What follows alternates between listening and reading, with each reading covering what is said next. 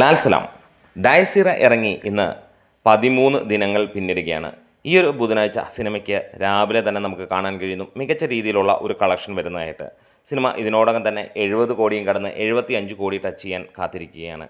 Channel subscribe ചെയ്യുന്ന കാര്യം പരിഗണിക്കാം. ഇവിടെ നമുക്ക് ഇന്ന് ഇതുവരെ ലഭിച്ചിരിക്കുന്ന കളക്ഷൻ റിപ്പോർട്ടുകളിലേക്ക് വരാം. പ്രീ സെയിലൂടെ മാത്രമേ ഈ സിനിമയ്ക്ക് ലഭിച്ചിരിക്കുന്നത് ഏകദേശം 19 ലക്ഷം രൂപയോളമാണ്. 882 ഷോകളാണ് ട്രാക്ക് ചെയ്യപ്പെട്ടിരിക്കുന്നത്. 10,600ഓളം ടിക്കറ്റുകളാണ് മോർണിംഗ് സെഷനിൽ വിറ്റുപോയതായി നമുക്ക് കാണാൻ കഴിയുന്നത്. 18,94,000 രൂപയാണ്, അതായത് 19 ലക്ഷം രൂപയാണ് സിനിമയ്ക്ക് ഇതുവരെ വന്നിരിക്കുന്ന കളക്ഷൻ. അതായത് ഇന്ന് നമ്മൾ പ്രതീക്ഷിക്കുന്നു ഏകദേശം 60 ലക്ഷം രൂപയ്ക്ക് മുകളിൽ ട്രാക്കിങ്ങിലൂടെ കളക്ഷൻ വരികയും 80 ലക്ഷം രൂപയ്ക്ക് മുകളിൽ കേരള ബോക്സ് ഓഫീസ് കളക്ഷൻ വരും എന്നുള്ളതും പ്രതീക്ഷിക്കുകയാണ്. ഇന്നലെ സിനിമയ്ക്ക് ഫൈനലായി വന്നത് 53,73,000 രൂപയോളമായിരുന്നു. 10% ഒക്യുപ്പൻസിയിൽ 32,300ഓളം ടിക്കറ്റുകൾ വിറ്റുപോയപ്പോൾ സിനിമയ്ക്ക് ലഭിച്ചത്.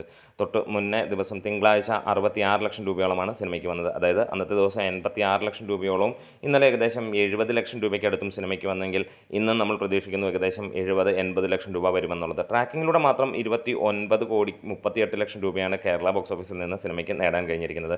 സിനിമ 35 കോടിയിലേക്ക് കേരള ബോക്സ് ഓഫീസിൽ നിന്ന് എത്താനും പോവുകയാണ്. എന്തായാലും ഈ ഒരു സിനിമ ഇന്ന് മലയാള സിനിമയിലെ ഏറ്റവും വ്യത്യസ്തത പുലർത്തുന്നതും ഒപ്പം ഹൊറർ ജോണറിൽ വന്നതിൽ ഏറ്റവും നമ്പർ 1 ചിത്രവുമായിരിക്കുന്നു മലയാള സിനിമയുടെ ഇതുവരെയുള്ള ചരിത്രത്തിൽ.